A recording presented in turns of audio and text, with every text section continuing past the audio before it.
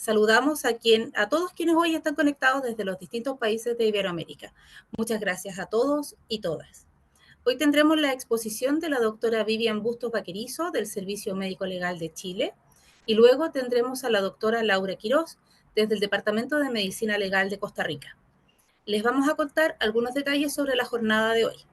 Las preguntas se realizarán al finalizar cada presentación a través de la sección Preguntas y Respuestas o Q&A, que está ubicada en el borde inferior de su pantalla de Zoom. Si desean hacer una pregunta, pueden hacer clic, escriben su pregunta y al finalizar la exposición, los moderadores se la realizarán al expositor. Además, para la certificación posterior, les pedimos que se registren en el formulario de asistencia que compartiremos en el chat. A continuación, presentaremos a nuestra primera invitada. Ella es la doctora Vivian Bustos Vaquerizo, licenciada en Medicina de la Universidad de Concepción y titulada de médico cirujano de la Universidad de Chile, formada en el Servicio Médico Legal de la Ciudad de Concepción y desde el año 1980 en el Servicio Médico Legal de Santiago. Magíster en Criminología por la Academia Superior de Ciencias Policiales de Carabineros de Chile, máster en Medicina Forense por la Universidad de Valencia, España, máster en Medicina Legal y Forense por la Universidad Cardenal Herrera, España, magíster en Pedagogía Universitaria en la Universidad Mayor, diplomada en Docencia Efectiva en la Universidad Mayor y diplomada en Bioética de la Pontificia Universidad Católica de Chile. También un diplomado internacional de especialización en Derechos Humanos, Pedagogía de la Memoria y Políticas Culturales, curso Médico Legal Death Investigation dictado por True Forensic Science Academy USA 2017, diplomado en los derechos de los niños, niñas y adolescentes víctimas de delitos sexuales y el sistema judicial, Universidad Católica el 2018, y actualmente se desempeña como médico legista y criminalista tanatóloga en el Servicio Médico Legal de Santiago, como asesor criminalística del Laboratorio de Criminalística del Carabineros de Chile, la UCAR, y actividad docente en algunas instituciones de educación superior. Damos curso entonces a la exposición de la doctora Vivian Bustos. Adelante, doctora. Y vamos con nuestra presentación. ¿Está bien? ¿Está bien? ¿Se ve? Marisol, ¿usted que me ve? Perfecto. Bueno, partimos entonces con esta presentación, con esta denominación tan singular, ¿cierto? La nueva criminalidad y el impacto en la ciencia forense. Y frente a esta pregunta, o frente a esta presentación, la verdad es que yo consideré una pregunta, es si realmente nosotros estamos preparados para enfrentar esta nueva criminalidad. Y esta nueva criminalidad, si hablamos de lo que está aconteciendo en la actualidad en nuestro medio, tenemos que considerar que fundamentalmente la situación que vamos a enfrentar corresponde al crimen organizado. No se puede considerar la modificación de la criminalidad actual, que la ha habido, por cierto, en más de un sentido, pero sin abordar el problema grave del crimen organizado. Esta forma de cometer delito que corresponde a una estructura formal, que copia los modelos funcionales que andan muy bien en otro tipo de actividades, que tienen los objetivos tanto de economía, de poder enriquecimiento o de poder dominar algún grado de poder, que mantiene unos buenos sistemas de comunicación, muchas veces codificados, muchas veces secretas, ¿cierto? Que funciona a través de redes que incluso pueden ser transnacionales y que es tan exitosa que consigue permanecer en el tiempo.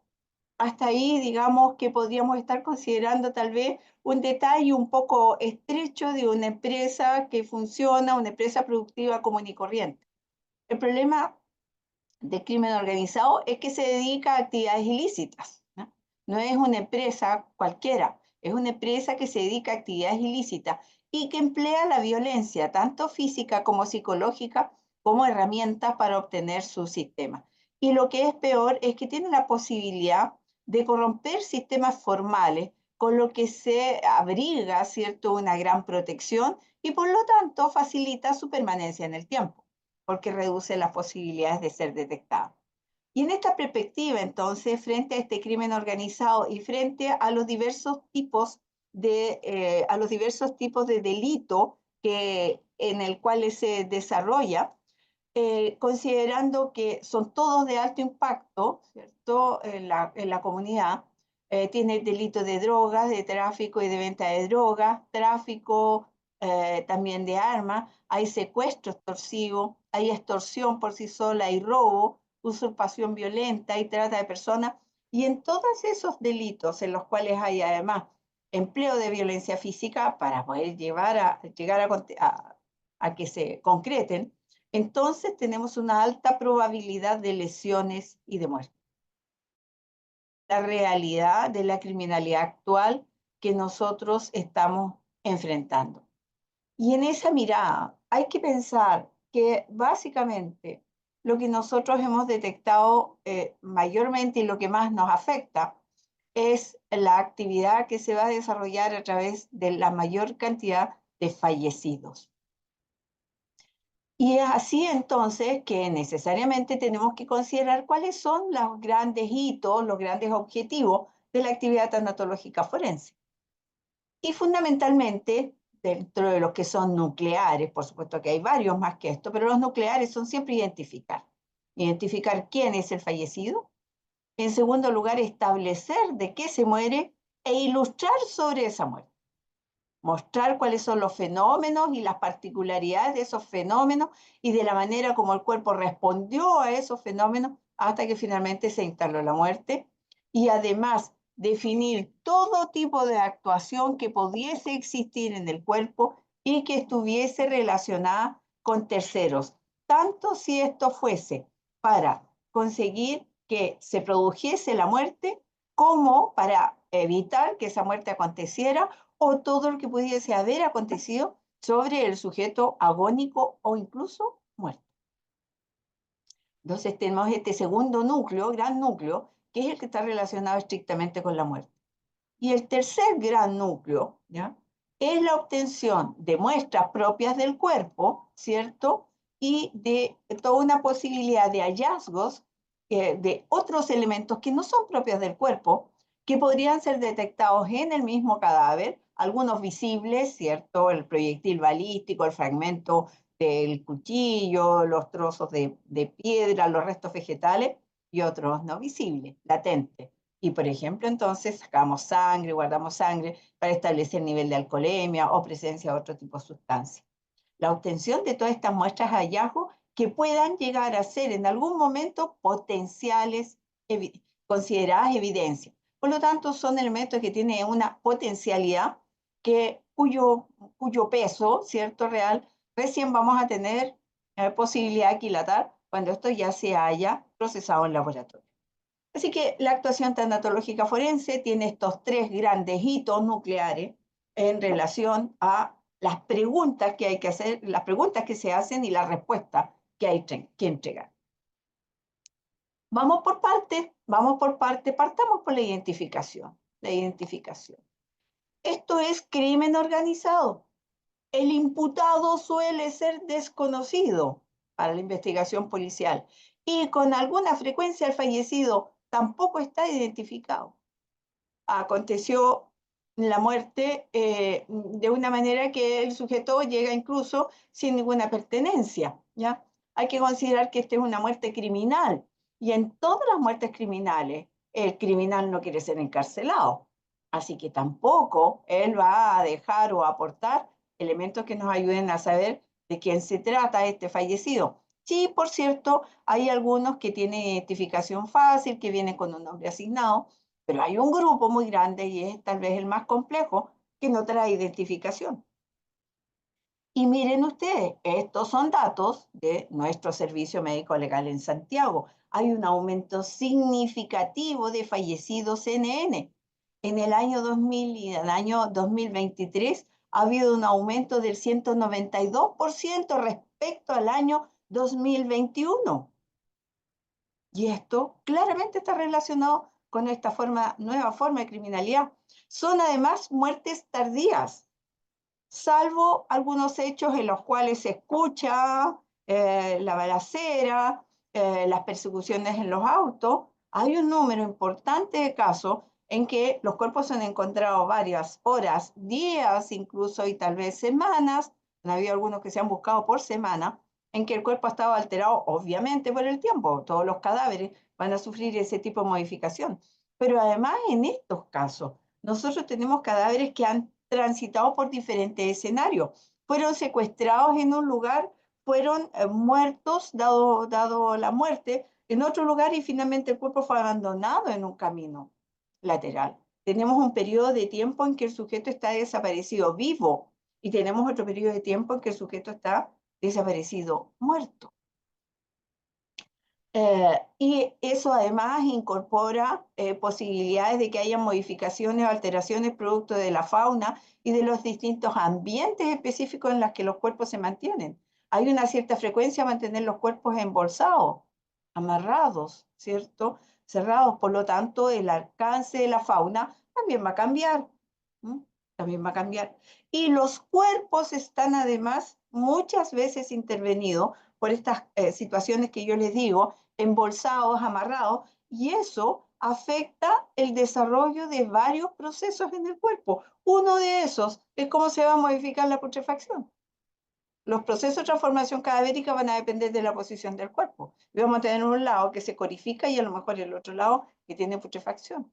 Vamos a tener ciertas zonas del cuerpo donde esperábamos encontrar evidencia, fauna cadavérica y en otras. Ahora no lo vamos a encontrar. Muchas veces tenemos cuerpos con mutilaciones, mutilaciones de dedos directamente, mutilaciones de las manos o modificaciones muy destructivas con retiro de tejidos de la cara, ¿cierto? O del cuero cabelludo, que son muy destructivos, o el uso de ácidos o el uso de fuego, cuerpos que quedaron expuestos al fuego. Entonces tenemos serios problemas de identificación.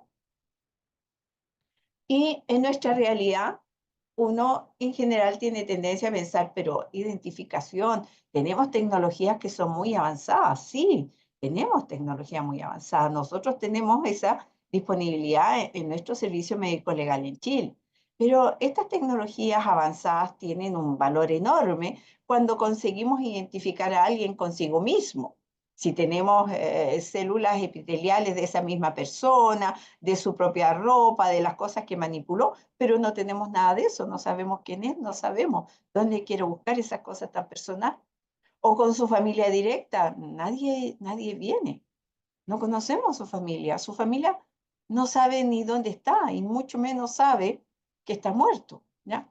O con su línea de familia, si es que no tiene aquí su familia directa, pero algunos de esos están relacionados, por ejemplo, con individuos que han llegado solos a nuestro país sin ninguna familia, ¿ya?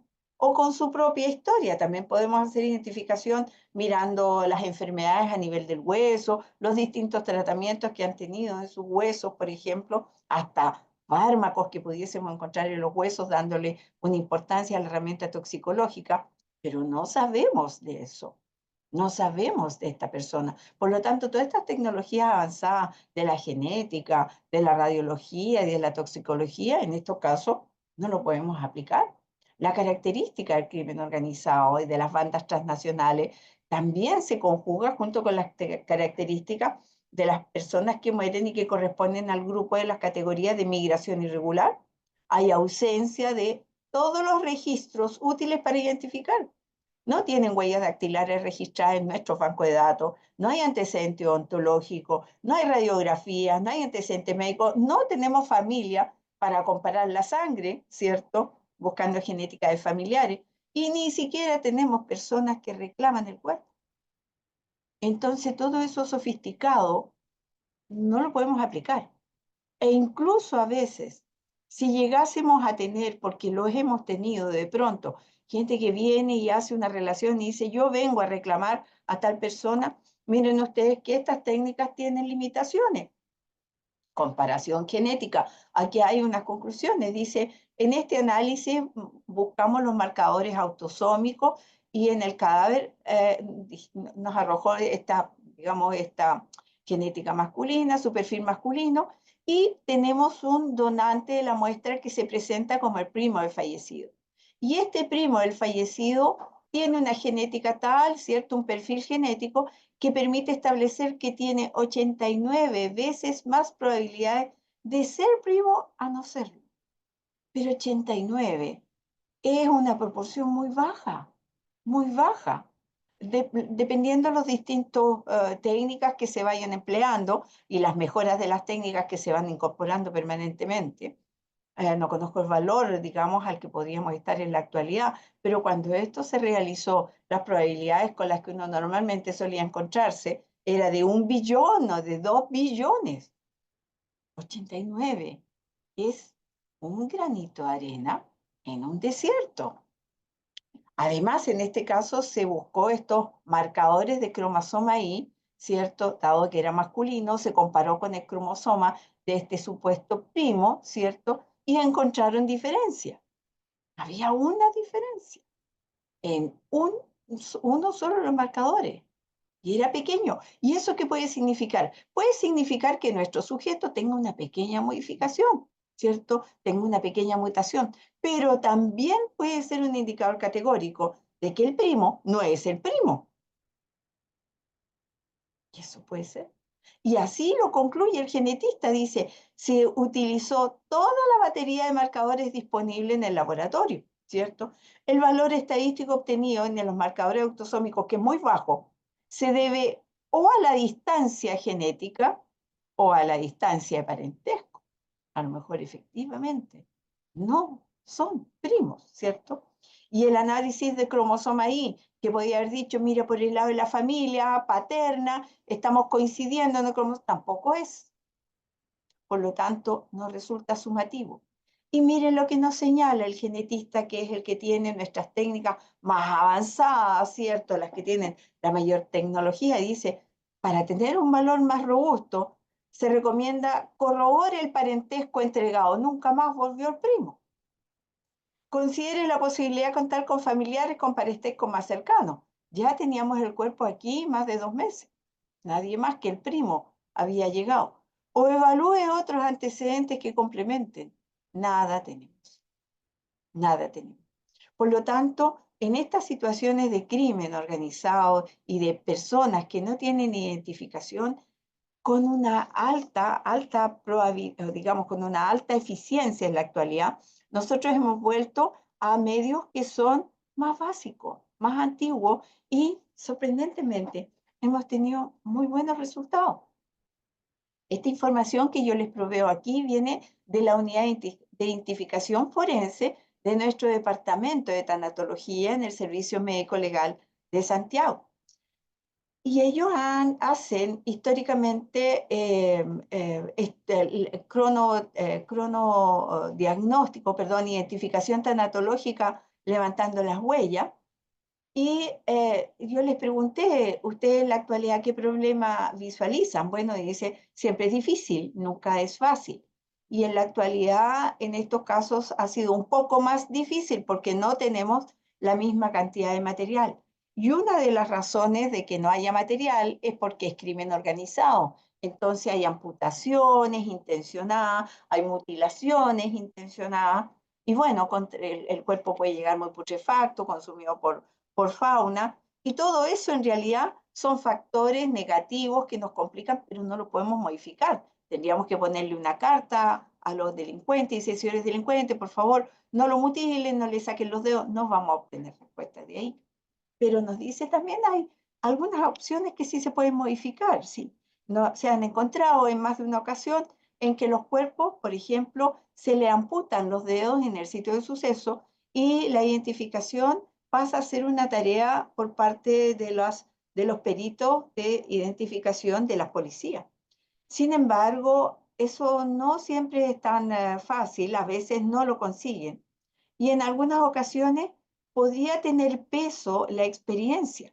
Nuestra unidad de identificación dactiloscópica en este departamento tanatológico consta con 3 peritos dactiloscopistas que están en función desde el año 2009.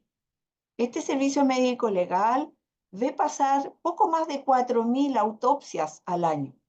En promedio, por lo tanto, cada uno de nuestros peritos dactiloscopistas ve 1.300 casos de huellas por año. Y ha hecho lo mismo, bueno, han ido mejorando en muchos aspectos, han hecho esta tarea semejante desde hace 15 años. Si usted multiplica, significa que cada uno de nuestros dactiloscopistas tiene a su haber una experiencia de 19.000 casos. Esa experiencia lejos supera la experiencia de cualquier perito en sitio, porque acá el médico legal pasan todos los cadáveres, todos los cadáveres. Por lo tanto, ahí hay una cosa que se puede modificar, ¿cierto? Considerando que la identificación es clave en la investigación, orienta al hechor y orienta a la motivación. Ahora, los problemas en la dactiloscopía no son menores, identificar por huella no es menores. Tenemos problemas de suplantación de identidad. Este es un caso de una autopsia mía, de alguien que tenía dos identidades, una en Chile con un nombre y otra en su país natal con otro nombre, ¿cierto? Siendo la misma persona. Había adquirido aquí en Chile un nombre distinto con un root diferente y era la misma persona. También tenemos como problema las cédulas falsas. Hay algunas que son bastante fáciles de identificar. Por ejemplo, en el lado izquierdo, la fotografía muestra a la misma persona, ¿ya? Tiene algunos colores distintos, pero es la misma persona. Pero los nombres son distintos, ¿cierto? Y las impresiones dactilares también son distintas. Esta otra es más rudimentaria, ¿cierto? Todo se mantuvo igual, solo cambiaron la fotografía. Problema de cédula falsa. Pero también hemos tenido estos problemas de suplantación de identidad a lo largo del tiempo. Y nuestro departamento de identificación ha conseguido desarrollar a lo largo de estos años una metodología de trabajo en conjunto con distintos consulados. Ahí está Perú, Argentina, Bolivia, Brasil, Haití, Ecuador, Colombia, Venezuela y últimamente también China y otros países más que a lo mejor el contacto no es tan habitual, ¿no? Y hemos pasado de tener situaciones como esta, ¿cierto? Aquí hay un caso de suplantación de identidad, donde dos personas, hermanas, ¿cierto? Una se está haciendo pasar por la otra en su momento, y en la actualidad, por ejemplo, una de las fortalezas que tenemos nosotros es que la unidad tanatológica, el médico legal, ha desarrollado una suerte de convenio con los hermanos, ¿cierto?, del Perú, y obtenemos regularmente una constancia de identidad para cada fallecido peruano que sea solicitado del médico legal. Y esa constancia de identidad viene además agregada las huellas dactilares de los dos índices para que se pueda hacer un cotejo técnico, ¿ya? No solo a través de un documento formal, oficial, sino que entregando las herramientas para poder hacer una identificación científica. Y además, en la actualidad, el Consulado de Perú nos provee de un certificado de filiación en donde consta el parentesco, la relación que tiene el reclamante respecto al fallecido. O sea, nos elimina una serie de trámites que normalmente hay que pedirle al reclamante para que pueda hacerse cargo de los restos y hacer las distintas tareas. Esto es algo que se ha conseguido con las personas migrantes desde el Perú. Y es una tarea que se hizo haciendo este convenio, hablando directamente con las distintas autoridades respectivas. También en esa perspectiva, también se han desarrollado, fíjense ustedes, con las personas migrantes desde Venezuela. Y aquí la gestión es directa con el Servicio Administrativo de Identificación, Migración y Extranjería de la República Bolivariana de Venezuela. Y ellos envían todos los datos civiles y las impresiones, todas las impresiones dactilares que ellos tienen en sus registros. Y esto hasta está en vigencia hace ya un par de años, desde que tenemos este gran movimiento de personas que vienen desde este país, desde Venezuela, y esto sigue vigente, esta cooperación técnica sigue vigente a pesar de que las relaciones diplomáticas entre ambos países están en una situación no tan amigable. Lo que significa que lo técnico y bueno, hay ciertos aspectos humanitarios también en esto, priman, ¿cierto? A veces sobre otro tipo de situación. Nos sentimos muy orgullosos de mantener esa, digamos, independencia. Igualmente, tenemos también la posibilidad de contar con este apoyo muy semejante desde China. Dice que China nosotros hemos tenido la colaboración de ellos a fin de proveernos de la traducción de documentos oficiales de China que vienen escritos en su idioma local y que no podríamos entregarlo a cualquier persona para que nos hiciera una traducción. Y el consulado se ha hecho cargo de hacer estas traducciones para nosotros en relación a personas que tienen que hacer trámite con cadáveres que están en nuestro lugar. Y en esa misma perspectiva, fíjese ustedes el peso que en otros países se les da a estas tareas de identificación forense, es que China espera que el Servicio Médico Legal de Chile le confirme la identidad del fallecido para autorizar la salida del territorio de China al reclamante que viene a buscar los restos a nuestro país. Así que hay un traspaso en uno y en otro sentido. Y este traspaso tiene toda esta utilidad de identificar más rápidamente el cadáver, que es uno de los objetivos en los cuales está centrado, ¿cierto?, la autopsia médico-legal. Son nuestra fortaleza en los aspectos de identificación. El otro aspecto, y con eso cerramos los aspectos relativos a la identificación, y pasamos al segundo. El segundo está relacionado con establecer la causa de muerte y con acreditar el estado del cadáver y todo lo que tenga relación con él y con su muerte. Y una de las formas de ilustrar al respecto es a través de las técnicas de gráfica, por imagen. Una de las técnicas es la fotografía, ¿no? Ahora, los fotógrafos, nuestro pool de fotógrafos, ¿cierto? Señala que el protocolo que ellos tienen, el protocolo técnico vigente, está vigente, es aplicable a todos los casos, independientemente si sea criminalidad común o crimen organizado. Que el protocolo tiene toda la largueza suficiente para poder enfrentar técnicamente estos casos. Sin embargo, reconocen que la cantidad de requerimientos fotográficos va notablemente en aumento. Claro que va en aumento, porque hasta para identificar es necesario sacar fotografías detalladas hasta de los tatuajes, de la cicatriz, ¿cierto?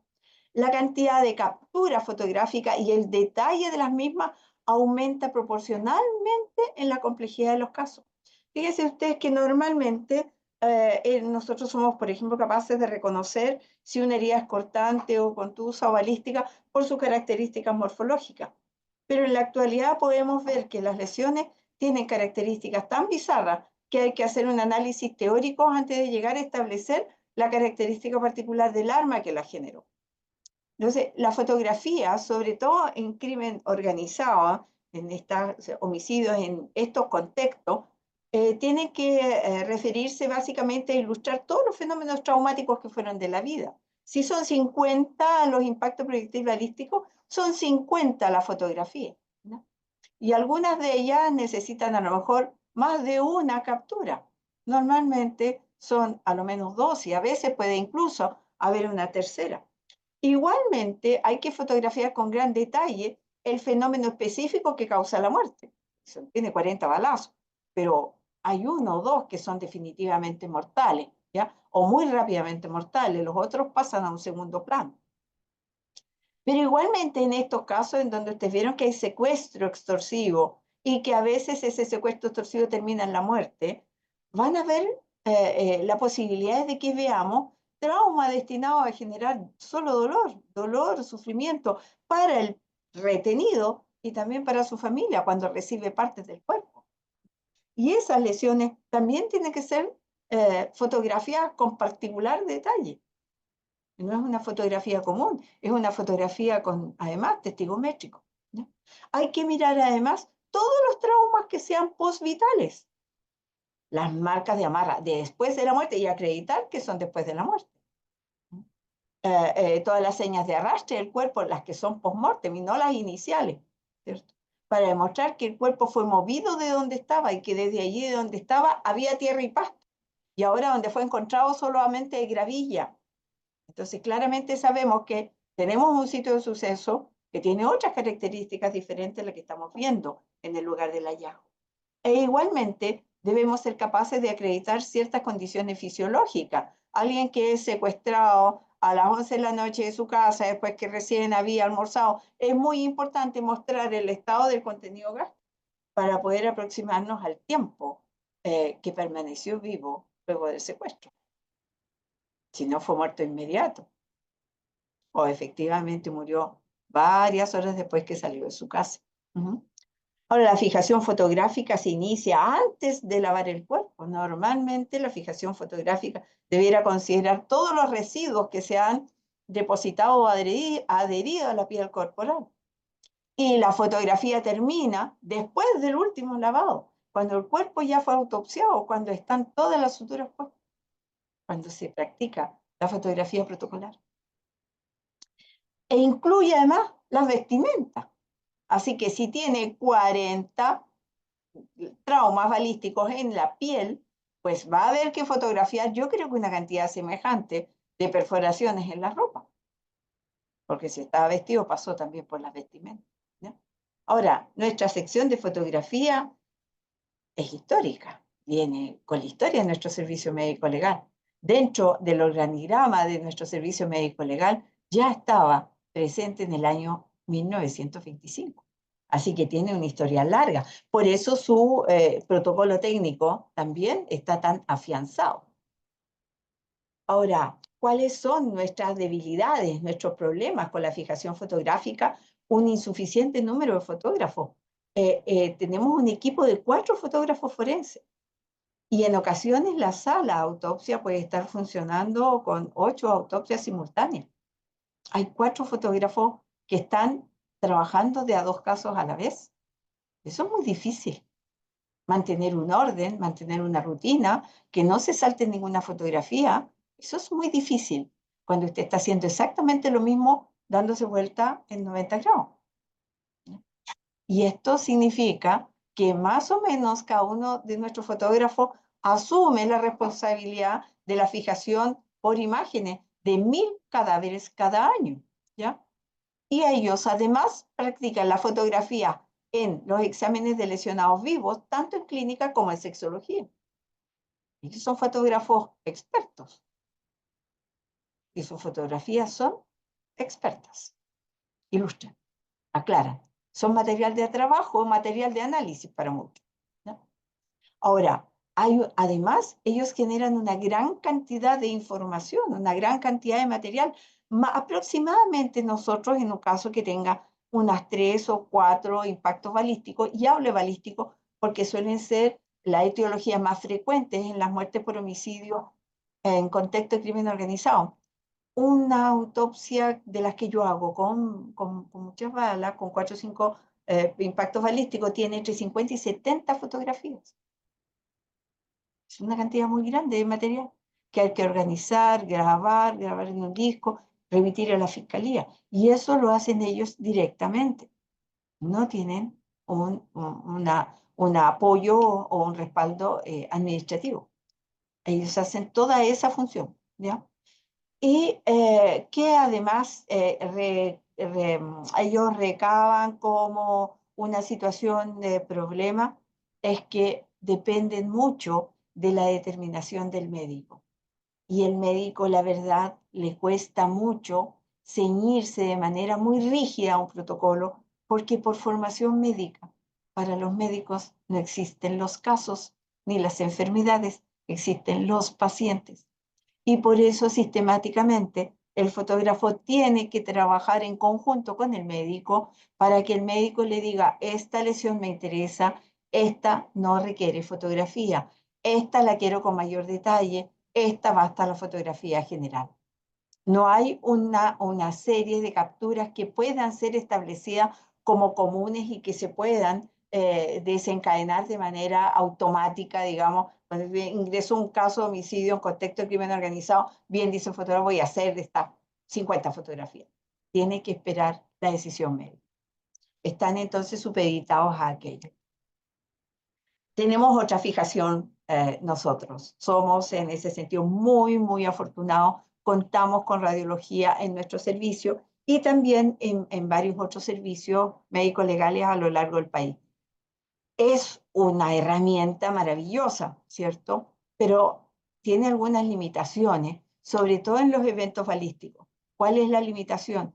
Es que los cadáveres no se mueven, no se mueven.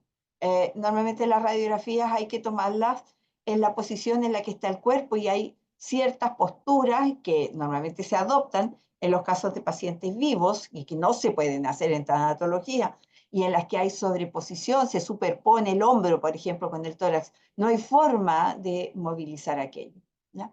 Y entonces tenemos áreas en donde hay una mayor dificultad para poder visualizar eso. Y la otra cosa es que a veces los proyectiles que quedan metidos en el interior de un hueso no se ven, se homogenizan con la densidad del hueso y no se ven. Y a veces tenemos proyectiles que dijimos se perdió, porque no lo hemos podido encontrar y porque no se veía en la radiografía. En nuestro Servicio Médico Legal de Santiago tenemos un equipo, ¿cierto?, humano, conformado por 2 técnicos radiografistas, ¿ya? Solo 2 para la atención de esta tremenda población de casos que autopsiamos anualmente. En el año 2023 se radiografiaron 698 cuerpos y eso significó evacuar 8.729 placas. A lo menos son 10 placas o 15 placas por cadáver, a lo menos, ¿ya? Y estos mismos 2 técnicos radiografistas que tenemos practican igualmente radiografías en los lesionados. Así que no están todo el tiempo con nosotros. Si la autopsia se demora porque usted no encuentra proyectil y necesita hacer un nuevo estudio, podría resultar que el radiografista esté en clínica y tengamos que esperar un rato antes de poder continuar con la autopsia. En el año 2021 se radiografiaron 531 cadáveres. El año precedente, del año 2019, se habían radiografiado 402 y al octubre de 2024 ya estamos pisándole los talones al año 2023.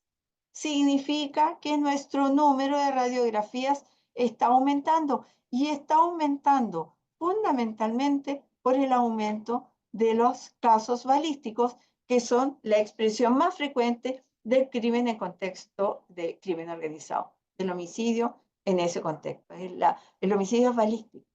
Es válido. Igualmente, tenemos como uno de los hitos, ¿cierto?, dentro del desarrollo de la autopsia, la identificación, que la vimos bien, la fijación de todos el análisis y la ilustración sobre todos los fenómenos acontecidos en el cuerpo, y la obtención y levantamiento de muestras y hallazgos del cadáver, estas potenciales evidencias. Y si hablamos de eso, estamos hablando de cadena de custodia, porque se supone que todo lo que encontramos en el cuerpo tenemos que acreditarlo de manera absoluta en cuanto a su inalterabilidad y en cuanto a su origen y a los pasos a los que ha estado sometido. Ahora, nuestros técnicos de cadena de custodia, que tenemos 2 técnicos en evidencia, nos dicen que las instalaciones y que los medios con los que contamos en la actualidad permiten cumplir todas las exigencias de manejo y resguardo. Sus protocolos se han adscrito además a muchas actuaciones internacionales en relación a evidencia y permiten esto. Hay una bastante seguridad de las condiciones en las que queda cada una de las muestras. Pero detectamos problemas también. Detectamos problemas como, por ejemplo, que el fiscal no sabe cuáles son las muestras y cuáles fueron los hallazgos que se obtuvieron hasta el momento en que se recibe el informe extendido de la autopsia. Pero resulta que el informe extendido de la autopsia puede tardar varios días. Normalmente los informes de autopsia en nuestro medio se entregan en un plazo de un par de semanas, que es lo que puede demorar el perito en evacuarlo. Pero cuando el cuerpo tiene 40 impactos balísticos, es absolutamente iluso considerar que ese informe de autopsia va a estar listo en 2 semanas.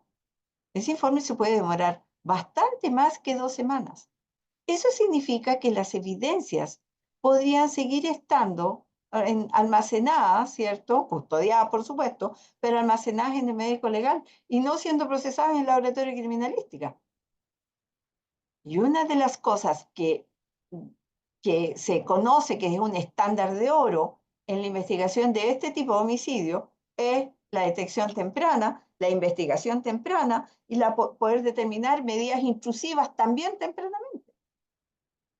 Pero para eso se necesita tener un elemento material que haga pensar en aquello. Si la evidencia está en el médico legal resguardada, va a ser difícil.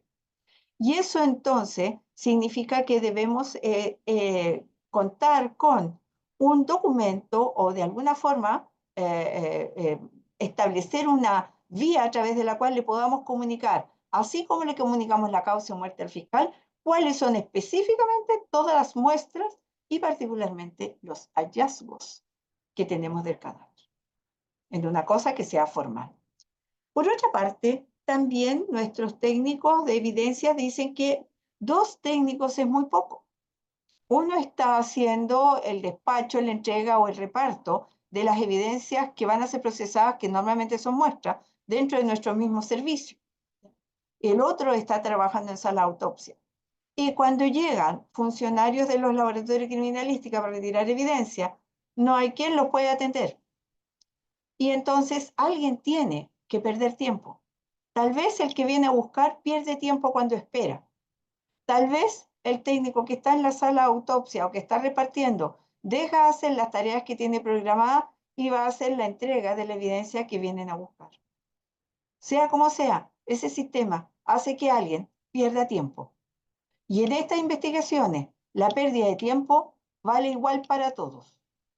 Puede ser un motivo de retraso en la investigación. Nosotros, como les señalaba, tenemos 2 técnicos en evidencia. ¿Ya? Se rota. Ellos atienden las evidencias y las muestras, ¿cierto? Los hallazgos y las muestras de 4.000 casos al año. ¿Ya? Y cada autopsia levanta a lo menos 2 muestras, hasta 4, ¿cierto? Muestras para distinto origen. Muestra para reservar para genética, muestra de alcoholemia, muestra para toxicología y muestra de todos los tejidos, los que estaban sanos, los que estaban con patología y los que estaban con trauma. Así es que ellos manejan un volumen enorme de envases, ¿no? Los hallazgos más frecuentes en este tipo de hallazgos, ¿cierto?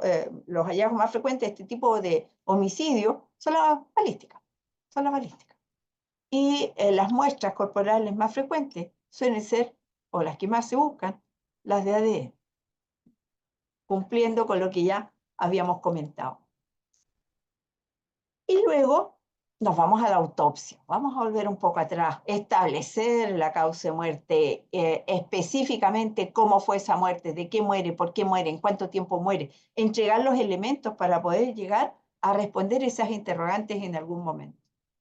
Y claramente yo creo que ustedes ya se dieron cuenta de que este tipo de casos son de mayor complejidad, no solo técnica, también de comprensión. Cuando usted tiene una entrada y una salida balística, no tiene problemas. Cuando usted tiene 3 o 4 o 5, bueno, puede ser un poco más largo, pero en realidad no tiene problemas, solo es más largo. Pero cuando usted tiene 20 y 4 entran en un área de 5 centímetros y 2 de ellos chocan en hueso, uno fragmenta el hueso y sale, el otro choca en el hueso fragmentado y se desvía, tiene muchos problemas, porque es posible que en un momento usted mire eso y no entienda por qué hay un solo orificio de salida y no están los 2 que usted pensó al inicio. Es mucho más difícil comprender de pronto por qué a veces uno, cuando tiene 30 impactos balísticos, de pronto encuentra un proyectil retenido en el músculo y no hay nada de sangre alrededor. Y uno dice, esto es antiguo, esta persona traía este impacto balístico de antes. No, no la traía de antes. No hay fibrosis alrededor. Eso es de ahora, es reciente. ¿Por qué no tiene sangre? Porque son de los últimos impactos. Eso usted lo va a venir a entender después que haya terminado la autopsia. Lo va a venir a entender a lo mejor 4 horas después, 3 horas después. Así que es más difícil técnicamente y también comprensivamente llegar a entender lo que hay. Y cuando uno avanza sin entender, es muy peligroso Es como caminar con una venda en los ojos, ¿ya? Todo va a requerir más tiempo. La fijación descriptiva, son muchas lesiones que hay que describir. La fijación fotográfica, particularmente recordando que la asesoría o la dirección del tanatólogo es fundamental para el que va haciendo la fotografía. Y en términos generales, nosotros administrativamente consideramos que una autopsia de un homicidio multivariado en un contexto de crimen organizado va a tardarnos el doble el tiempo que un caso estándar, que un baleado en un asalto con 2 proyectiles. Ahora, la identificación del agente traumático puede ser compleja, esto yo ya se lo mencioné, se pueden requerir más fotografías, ¿por qué?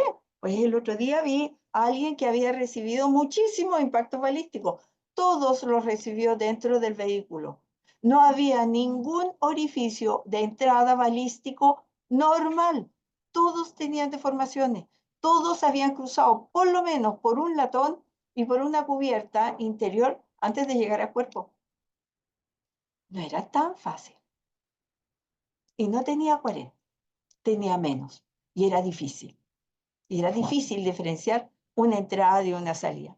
O en otras ocasiones, 20, 30 impactos de esos cruzando el tórax, usted nunca va a poder estar seguro si la que atravesó el corazón es la que está 2 centímetros más arriba o 4 centímetros más abajo. Porque los ejes van a depender de la posición del cuerpo. Uno describe en posición anatómica normal, pero el cuerpo no está en posición anatómica normal cuando está siendo objeto de disparos, ¿ya?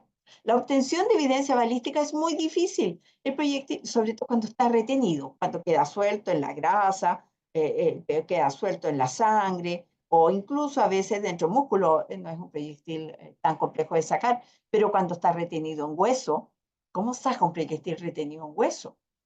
Porque entra de punta y está achacado en el fondo, se acható, tiene como un botón en el anterior. Y usted no lo puede tomar de atrás porque la zona posterior es donde están todas las improntas relativas al arma. Entonces hay que cortar el trozo de hueso entero y partir fragmentando el hueso por la punta. No lo puede tomar con pinza metálica, se daña, porque siempre va a hacer mucha fuerza sobre él. Así que puede ser muy laborioso obtener un proyectil balístico. Además, hay que hacer muchos documentos, más formularios de cadena de custodia, rotular más frascos, ¿cierto? Hacer más fotografías, porque hay que sacar una fotografía de cada proyectil al menos. Y el documento de autopsia que hacemos, todavía seguimos haciendo un informe de autopsia estándar. Alguien que tiene 30 impactos balísticos y seguimos describiendo su glándula tiroides y su próstata. Porque no nos atrevemos aún a decir, vamos a generar un nuevo informe de autopsia que se centre en esto o en estos otros aspectos. Y seguimos haciendo o desarrollando un cementerio de datos, información que nunca va a ser empleada. ¿No? Desconocemos en relación a esto otras buenas prácticas foráneas. Si en otros países ellos tienen algún formulario o algún protocolo de documento de informe de autopsia que se ajuste más a la utilidad real, ¿cierto?, que debiera tener ese documento.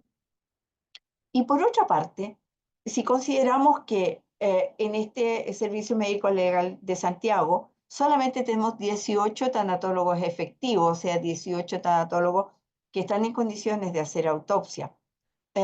Cuando uno va a tardar el doble del tiempo haciendo una autopsia a un multivariado, un caso que aparentemente era sencillo va a quedar retrasado.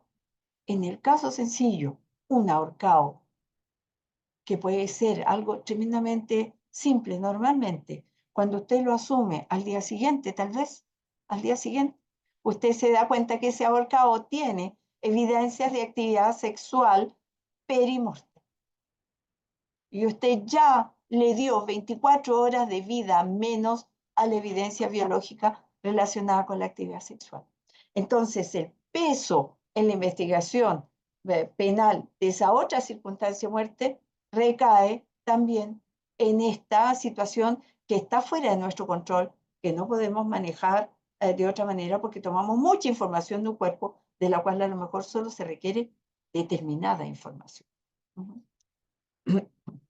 En esa misma perspectiva, tenemos sí cosas buenas, tenemos cosas buenas.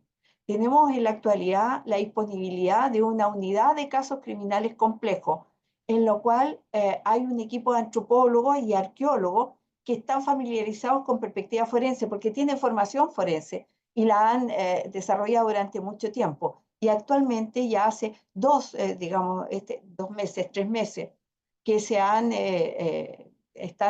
al alero de tanatología. Y son muy, muy buenos para nosotros, primero porque tienen equipo tecnológico específico, cuentan con lupas que nosotros no tenemos, ¿cierto? Y son fundamentales para la identificación de restos óseos, ¿cierto? Para poder volver a articular esos segmentos, las distintas marcas de herramientas que nos pueden ayudar a reconocer si fue con serrucho o sin serrucho, el patrón de las parcializaciones, la definición de los mecanismos de fractura, las condiciones del depósito, este estaba en agua, este estuvo en saco, este estuvo en tierra, este estuvo en plástico, ¿no? Tenemos ese equipo hace unos pocos meses y yo estoy segura que van a ser de una enorme utilidad. Eso es una fortaleza. Pero tenemos un problema, otro, y tiene que ver con la dotación administrativa y con los técnicos. En esta unidad donde pasan 4.000 autopsias al año, hay 46 funcionarios que están en tareas técnicas y administrativas. Se reparten en la sala de autopsia, colaborando en las autopsias. Si no, no haríamos el volumen de autopsias que hacemos ahora. En evidencias que ya les entregué. En los técnicos a la entrega, los cuerpos tienen que tener este circuito de salida.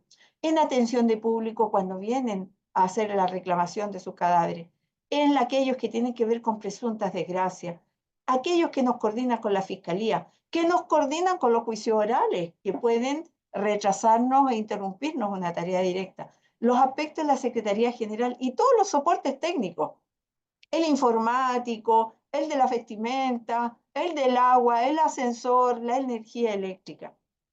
La dotación que tenemos en este minuto está en el límite operativo. Es el límite operativo. Esa es nuestra realidad actual. Y entonces a la pregunta, si estamos preparados para ser auxiliares eficientes en la investigación penal de estas muertes originadas en el contexto criminal actual, ¿lo estamos? Parece ser que nuestros procesos sí. Los que están montados sobre y de alguna forma también han tomado buenas técnicas de otras partes, están suficientemente formulados para hacerlo. ¿Tenemos el recurso humano? Yo creo que el recurso humano está. Tenemos profesionales formados, técnicos, capacitados, entrenados y gente con voluntad de servir.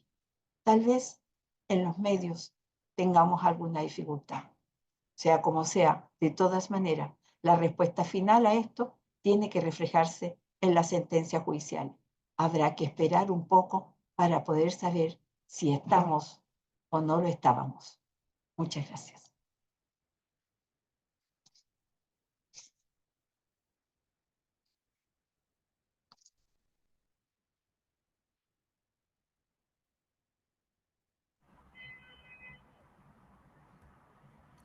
Muchas gracias, doctora Bustos. Queremos invitar a los asistentes a una pequeña ronda de preguntas y respuestas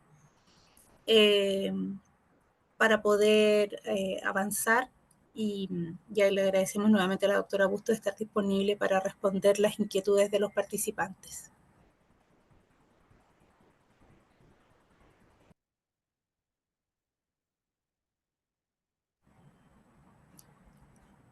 No tenemos preguntas en el... Parece que sí. En el chat no veo ninguna. No, en el chat no, y en el preguntas y respuestas tampoco tenemos preguntas. Perfecto. Para la doctora Bustos. Entonces, pienso que ya hemos ilustrado suficiente sobre nuestra realidad. Hay dos Bien. que levantaron la mano. Ajá. A ver, a ver, a ver.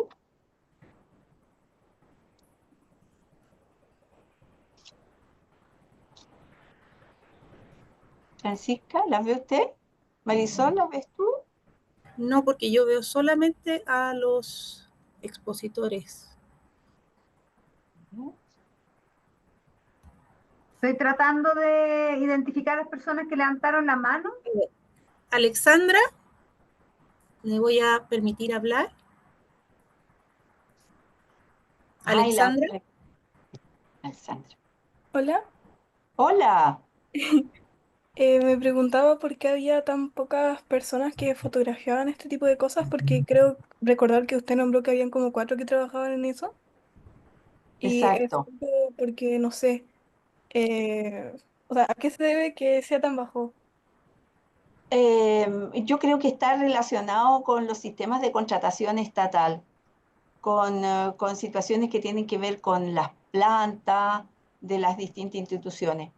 Y eso ya es una cosa que excede casi las voluntades de las jefaturas y de todo lo demás, porque ha habido bastante paso. Por ejemplo, el servicio médico legal es punto de base, por ejemplo, para las pasantías de alumnos, y hemos tenido varios alumnos de fotografía que les ha interesado mucho este trabajo, pero no tenemos por ahora con la planta con la que contamos la posibilidad de mayores contrataciones.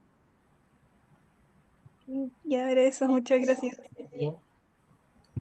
doctora, tenemos una pregunta de Camilo Marey. ¿Cómo se ¿Ya? puede extrapolar la disciplina arqueológica al ámbito forense? Fundamentalmente es a partir de los elementos que se asocian al cuerpo. Bueno, la primera cosa que tiene aporte en esto es la manera como se rescata el cuerpo cuando este cuerpo está en inhumaciones, que está con mucha cubierta, ¿cierto? En donde se aplican otras técnicas que normalmente no las puede manejar la policía. Y luego, la arqueología nos permite apoyar mucho por otros elementos que pueden venir acompañando al cuerpo. A veces elementos antiguos, que pueden ser vestimenta u otros especímenes. Y esos no solo hay que fijarlos fotográficamente, hay que señalar qué significa, digamos, o por lo menos desde qué época correspondía, si tiene alguna marca específica, si hay huellas de tracción, por ejemplo, si está perforado, está cortado o solamente está arrancado, tironeado. Ese es el mayor aporte que tenemos en términos de las imágenes, en términos de lo que aporta la arqueología. Igualmente, la arqueología nos aporta, fíjese usted, con cosas tan singulares como poder precisarnos a veces los colores originales de la vestimenta, que a veces no puede ser reproducido o entendido eso en la muestra nueva. Ellos tienen esa capacidad técnica a través de cierta herramienta de decir, este era el color específico de la prenda. Y eso claramente ayuda a aspectos que tienen que ver con identificación. Gracias, doctora Bustos. Veo las preguntas. Aquí, Francisca Vicencio dice, respecto a la evidencia, ¿no hay algún catastro en el que se indique alguna prioridad de toma de evidencia según el caso? Sí, nosotros tenemos siempre un listado específico. El listado convencional, nosotros diferenciamos las muestras, que son las muestras propias del cadáver y que van a informar sobre el cadáver en sí, y siempre reservamos muestra para hacer estudio genético. La parte de la identificación es una permanente, siempre, está siempre, en todos los casos, en todos los tiempos, ¿ya? Es la parte de los aspectos de tener elementos para poder hacer identificación. Pero dependiendo del tiempo de muerte, nosotros hacemos una segregación a quién tomamos muestras de alcoholemia y de toxicología, por ejemplo, porque si ha pasado demasiado tiempo, no tiene mucho sentido tomar alcoholemia ya, eso no va a estar después de las 72 horas. ¿Ya? Mientras que estudios como la histología, cuando se busca fenómeno fino, tampoco tienen mucho sentido en los tiempos que son muy tardíos. Entonces, no hay un listado que sea absoluto y constante para todos.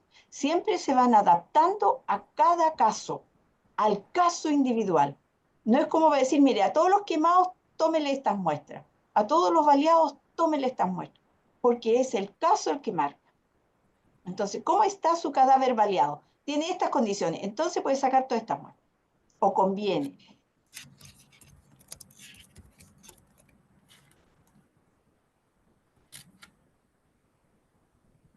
Bien, estoy viendo más preguntas.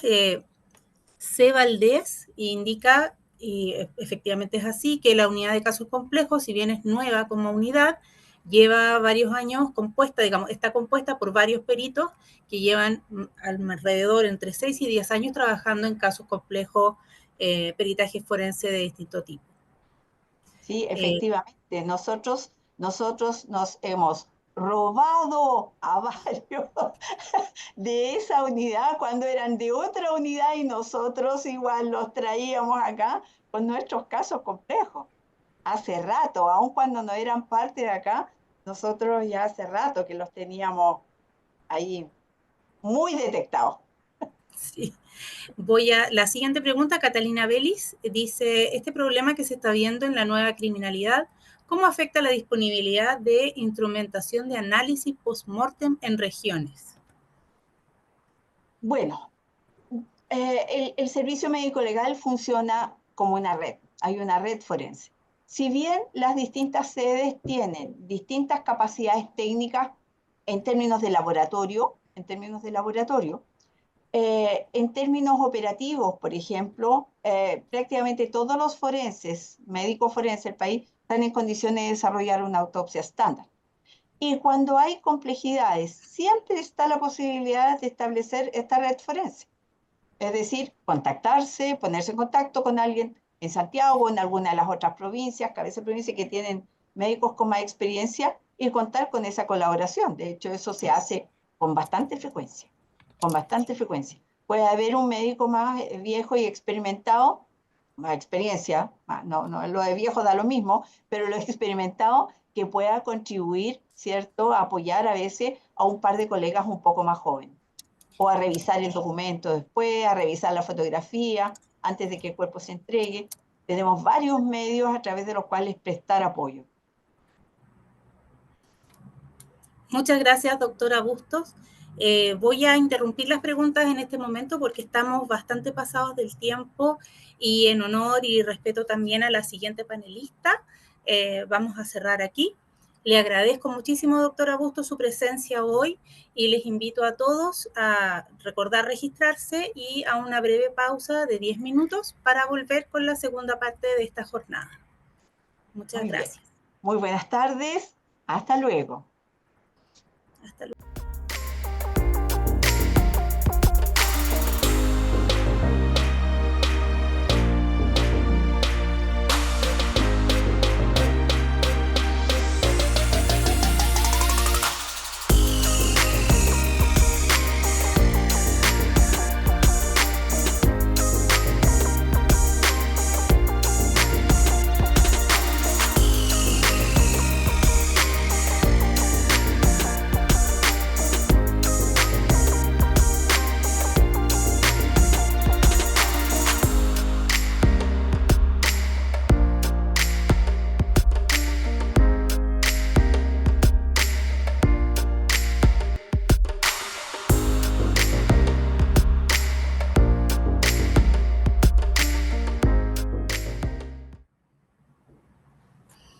Muy buenas tardes, nos reincorporamos después de la pausa para seguir con la segunda parte de esta sala de tanatología del 8º Congreso Iberoamericano de Ciencias Forenses.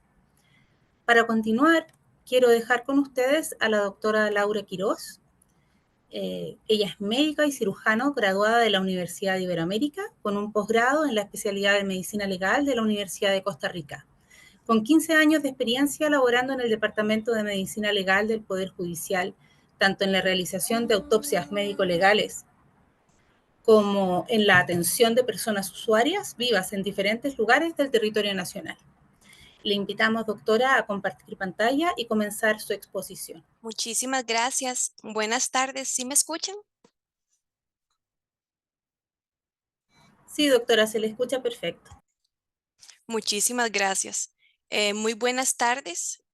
Tengan todos un respetuoso saludo, un cordial saludo desde mi país, Costa Rica. Acá tenemos las 12 mediodía. Sé que por allá deben ser aproximadamente las 3, si no me equivoco. Entonces, buenas tardes. Agradecer a toda la organización del Congreso Iberoamericano de Ciencias Forenses por la invitación. De verdad que para nosotros es un honor que nos hayan tomado en cuenta y por supuesto al Instituto de Carlos Ibar también. Como lo dijo bien la compañera, yo soy Laura Quiroz, soy médico forense, trabajo en el Departamento de Medicina Legal. El Departamento de Medicina Legal pertenece al organismo de investigación judicial, que es nuestra policía que se trata de investigar. Y a propósito de este tema que se me solicitó hablar el día de hoy, con respecto a la nueva criminalidad en Costa Rica. ¿Qué es lo que ha pasado a lo largo de estos años?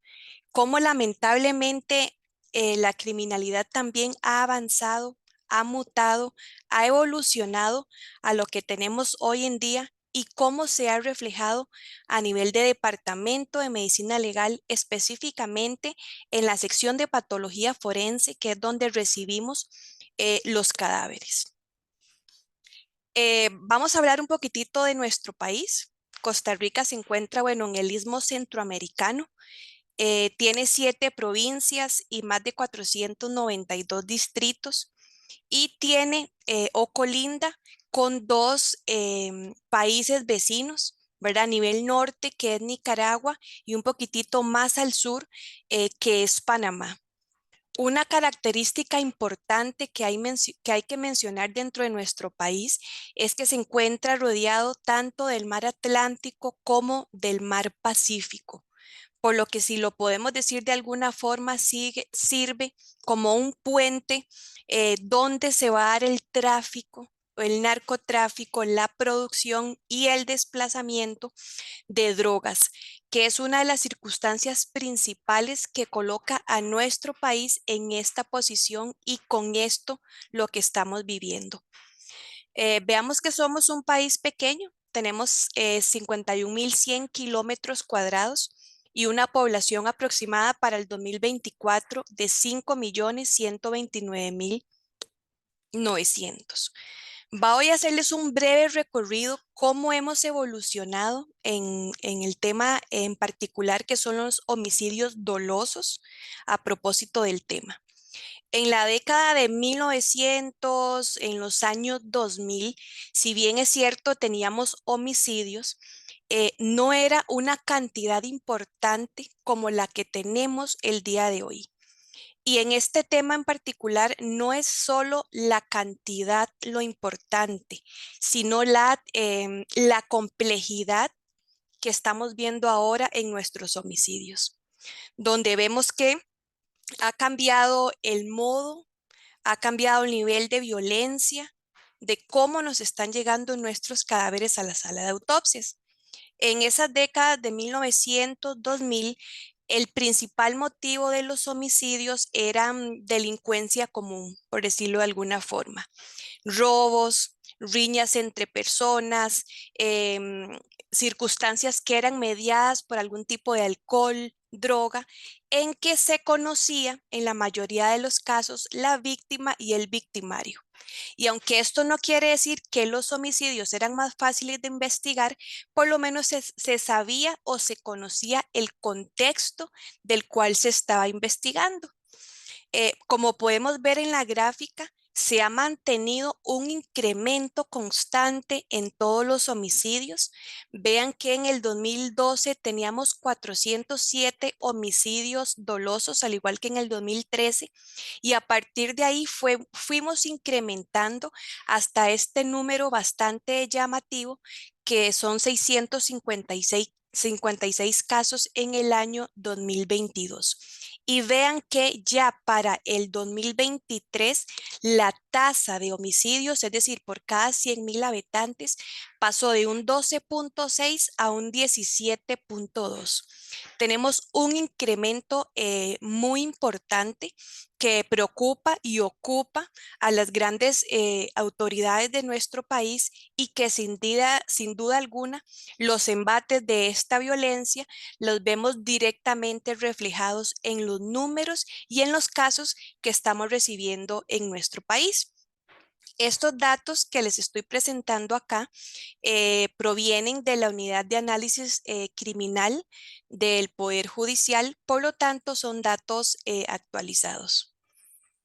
Vemos que en cuanto a la mayoría de las víctimas, lo que va a predominar a lo largo de los años es el sexo masculino y con un rango de edad de 18 a 29 años. Vemos que son personas jóvenes, relativamente, o que en teoría tendrían que estar en la parte productiva del país, trabajando, responsables de hogares y demás, y son las personas que están falleciendo. Muchas de estas víctimas, lamentablemente identificadas como partes de grupos criminales. ¿Qué es lo que estamos viviendo hoy? La delincuencia organizada.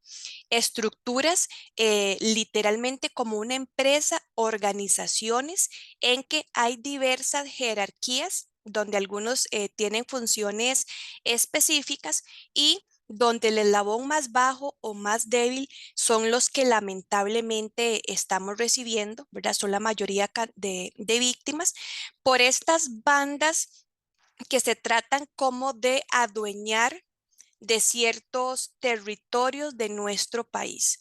Ya vamos a ver en la siguiente tabla que son nuestras zonas costeras donde está la mayor cantidad de homicidios, donde las bandas pelean por ganar territorio, ¿verdad?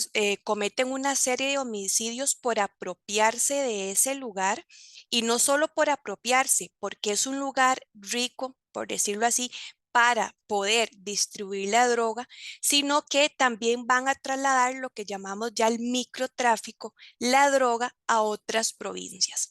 Entonces, estas bandas se quieren apropiar de estos lugares y a la vez dar un mensaje de poderío, de poder sobre otras estructuras también organizadas ya a nivel del país, por lo que tienen muchas disputas entre ellos y eso es lo que nos está dando el principal insumo hacia nuestra morgue judicial.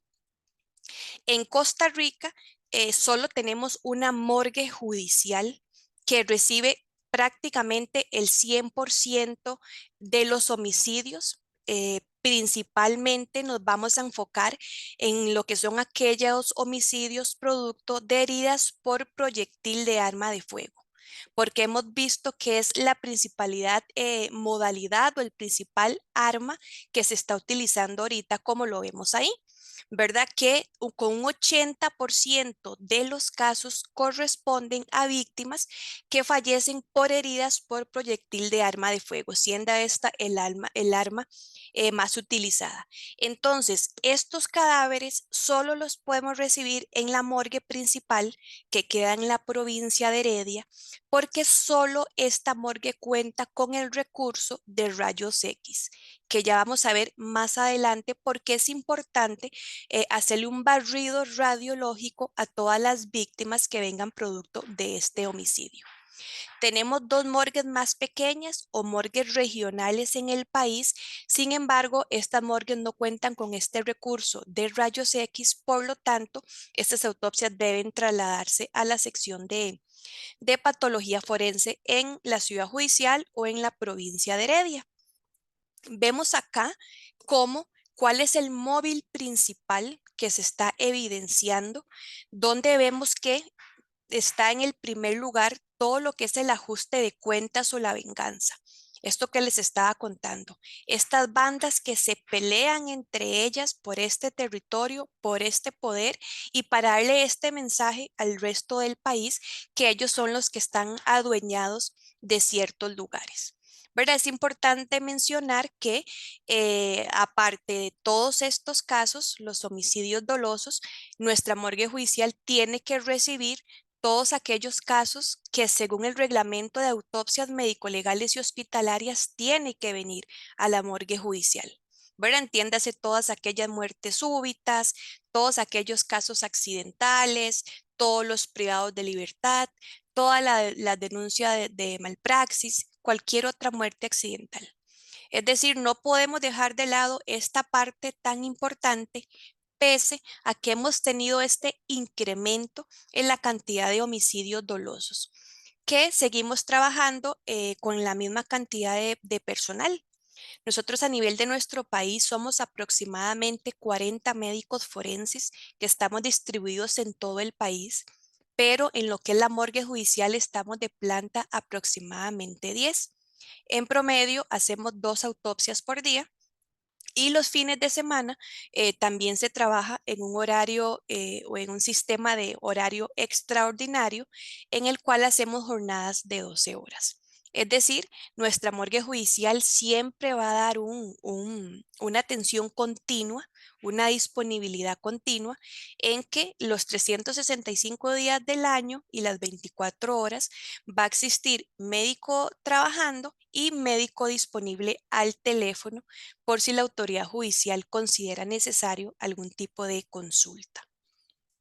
Algo que es muy importante mencionar como parte de esta delincuencia organizada, insisto, no es solo este aumento en la cantidad de los casos, sino en la complejidad. Ya no vemos aquellos cadáveres con 4, 5, 10 impactos, ¿verdad? Estos son los menos frecuentes. Ahora tenemos cadáveres incluso con más de 100 impactos, a los cuales tenemos que sumarles otras modalidades, como que vienen calcinados, maniatados, descuartizados o han estado enterrados, que de alguna u otra forma vienen a complicar o hacer más bien más complejo todo este proceso, porque indiferentemente del motivo por el cual vengan a nuestras morgues judiciales, las autopsias médico-legales son completas. Ahorita, en nuestro país, al mes de octubre, vemos que hay 41 casos menos de homicidios dolosos. Sin embargo, bueno, nos faltan los últimos meses del año que generalmente se caracterizan por tener un aumento en el número de casos relacionado con la salida de vacaciones, consumo de alcohol y otras más, que nos podría hacer llegar a ese 741 casos que tuvimos el año pasado. Esperamos que no, ¿verdad? Esa es la fe, que no lleguemos y que por supuesto que no superemos esas cifras. Sin embargo, la dinámica actual nos hace sospechar que podemos inclusive llegar a pasar ese dato. Vean cómo los casos de estos homicidios dolosos coinciden con lo que nos dicen las estadísticas del OIJ, con la cantidad de casos ingresados por este tipo de delito. Vean cómo el incremento, insisto, viene siendo mantenido al año 2023, 870 casos por una causa y manera de muerte homicida por heridas por proyectil de arma de fuego, los hicimos a nivel de nuestra morgue. Entonces, ¿qué tenemos que hacer nosotros como Departamento de Medicina Legal? ¿Cómo nos estamos preparando o cómo manejamos estos casos?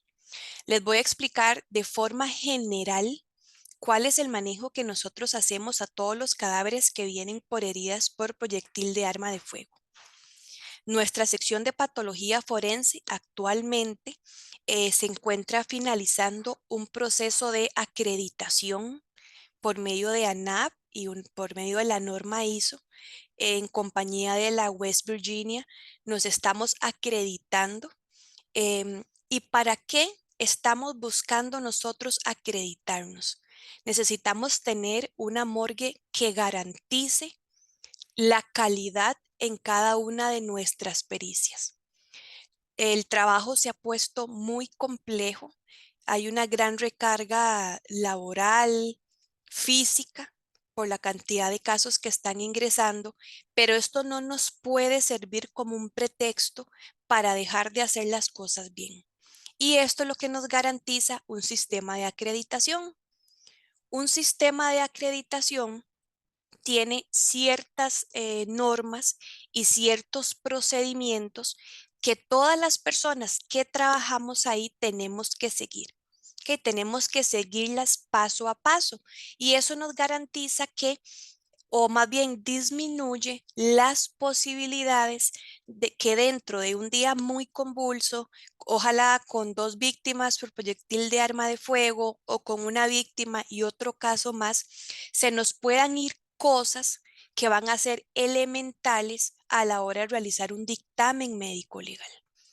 Y es que todos nuestros dictámenes médico-legales o nuestras autopsias médico-legales tienen que cumplir ciertos objetivos. Si bien es cierto, contestamos muchísimas cosas por medio de un dictamen médico-legal, hay 4 objetivos primordiales que nosotros tenemos que responder. Dentro de esos, el primero, la identificación. ¿Verdad? Muchos cadáveres ya vienen con su nombre y apellido, sin embargo, muchos por las características que traen, pongamos por ejemplo carbonización, reducción esquelética, un proceso de putrefacción, por lo menos al ojo humano no vamos a encontrar aquellas características para poderlo identificar. Entiéndase su rostro, tatuajes, cicatrices o alguna alteración que desde el punto de vista al examen externo nosotros podamos identificarlo. Entonces tenemos que recurrir a otros insumos. Tenemos la toma de huellas dactilares. Acá en la morgue judicial, cada médico forense va a trabajar de la mano con un técnico de disección, que es el que lo va a asistir. También contamos con un técnico auxiliar, que es el encargado de tomar las fotografías y los diferentes indicios. Entonces, estas personas le van a tomar las huellas dactilares para ver si esta persona ya previamente, estas huellas habían sido tomadas en algún otro lugar, por ejemplo, a nivel de aeropuerto, y con eso hacer la identificación.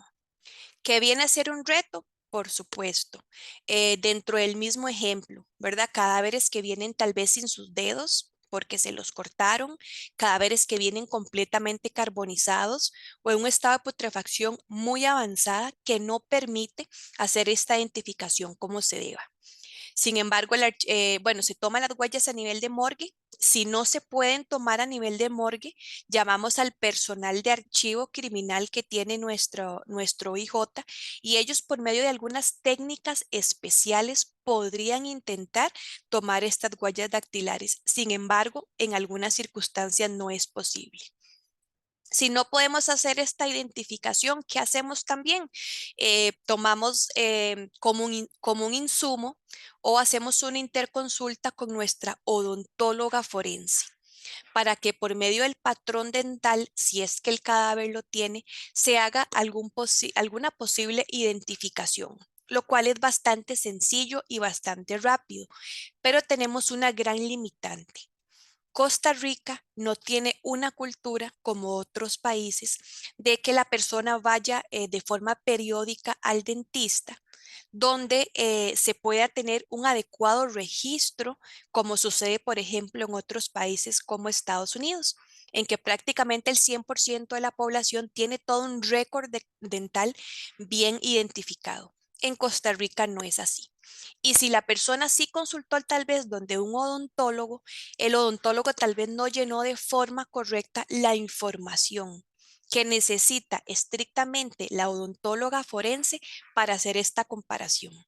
Pero bueno, entonces se está trabajando también en este sentido, haciendo conciencia por medio del Colegio de Odontólogos para que esta práctica sea algo frecuente. Porque si no, tenemos que irnos al insumo un poquitito más complicado, ¿verdad? Que es de mayor valor económico y que tarda más en el tiempo, que es la toma de ADN. El gol estándar, digamos, es por medio de la sangre.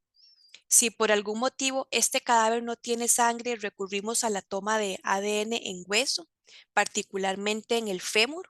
Siempre tratamos también se puede tomar de dientes, pero tratamos de dejarlo como última opción por si los dientes también van a ser tomados en cuenta para identificarlo.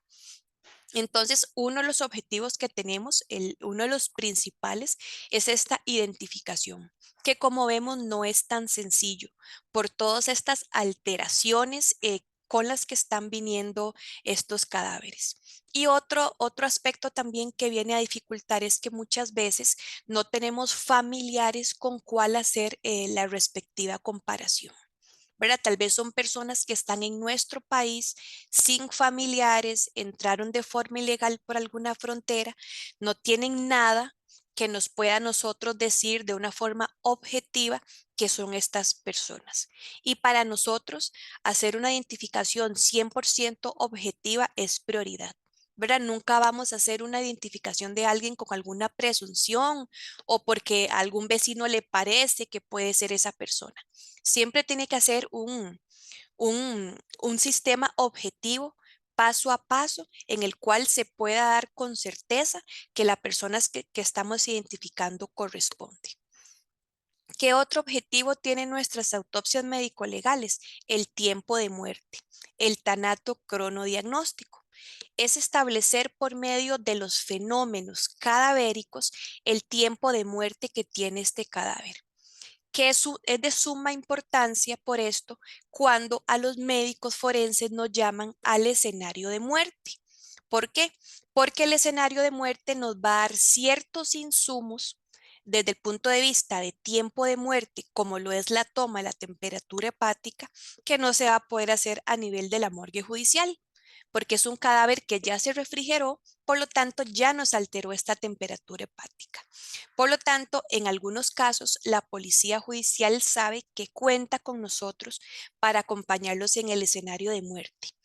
A diferencia de otros países, en Costa Rica, por un tema de cantidad de médicos forenses, no haríamos abasto, no vamos a todos los escenarios de muerte. Sin embargo, sería algo súper importante que se hiciera porque hemos visto el éxito de todo un proceso judicial cuando tiene un escenario de muerte. Recordemos que la literatura nos habla de que incluso el escenario de muerte se podría considerar como la primera etapa de la autopsia. ¿Ok? Pero bueno, en caso de que no vayamos, la policía judicial, o sea, los investigadores que están ahí en el escenario, tienen que tener la capacidad de recoger todos los insumos suficientes para darnos a nosotros la información preliminar para poder tomar una línea en lo que es ya la autopsia médico-legal. Entonces, si el médico forense va al escenario, tiene que documentar todo lo que se encuentra ahí. ¿Verdad? Por medio de este gráfico, muchos no somos buenos dibujando, pero por lo menos ya sea por medio de prosa o por medio de dibujos, tenemos que poder transmitirle al médico forense que va a hacer esa autopsia toda la información suficiente, tal como que ese médico hubiese estado en el escenario. Porque muchas veces el médico forense que va al escenario no es precisamente el que va a hacer la autopsia, porque tal vez el día de la autopsia tenía juicio, porque tenía otras labores asignadas, etcétera. Entonces no le corresponde hacer la autopsia. Sin embargo, va a contar con este documento en el cual el médico que sí asistió le traslada toda la información, insisto, tal como que hubiese estado ahí. Una vez que el cadáver viene ya de este escenario de muerte, que tenemos que recordar que el escenario de muerte es simplemente donde aparece el cadáver. No necesariamente va a ser el sitio donde se produjo la muerte. Perfectamente puede ser un cadáver cuya muerte se dio en un lugar y luego lo trasladan. Y es parte de esos insumos que nosotros tratamos de evidenciar en ese escenario de muerte. Como les expliqué anteriormente, todo nuestro proceso de acreditación nos obliga, ¿verdad? No solo a tener las competencias para hacer una autopsia, sino también seguir una serie de procedimientos. Estos procedimientos van desde el escenario de muerte, para ponerles un ejemplo. Es decir, ya existe un procedimiento establecido con una serie de pasos que el médico, indispensables al menos, que el médico sabe que tiene que hacer en ese escenario. Una vez que el cadáver se traslada a la morgue judicial y se va a ingresar ya al sistema para que se pueda realizar la autopsia, existe otro procedimiento que es para toda la parte administrativa, en el cual tienen que seguir todos aquellos pasos indispensables en cuanto al ingreso del cadáver. Uno de los primordiales es la documentación con el que viene el cadáver a medicina legal. Todos nuestros cadáveres tienen que traer una solicitud de autopsia médico legal, ¿verdad? Que esta es emitida por un juez, donde el juez, ¿qué nos va a solicitar en esa autopsia médico legal? Los objetivos que ya nosotros sabemos que tenemos que responder. Identificación, tiempo de muerte, causa de muerte y manera de muerte, ¿verdad? Obviamente, esos son los objetivos principales, pero contestamos una serie de cosas más que ya ahorita más adelante les voy a explicar. Entonces, por medio de este papel o esta solicitud, el juez nos pide que le contestemos esos 4 objetivos. También tiene que traer el informe de muerte en investigación. El informe de muerte en investigación es el documento que llena la policía, los investigadores, donde ya hay establecido una serie de información que es la información mínima que nos garantiza a nosotros darle un abordaje adecuado a este cadáver. Es decir, todos los insumos que desde el punto de vista policial también son importantes para la parte de medicina legal.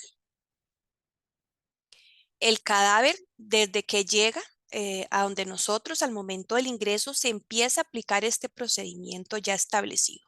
Uno de esos es, por ejemplo, que la bolsa tiene que venir con este marchamo, ¿ok? Con este número de identificación, que tiene que coincidir ese número de marchamo con el que se anotó en todas estas documentación médica con que el cadáver es aportado.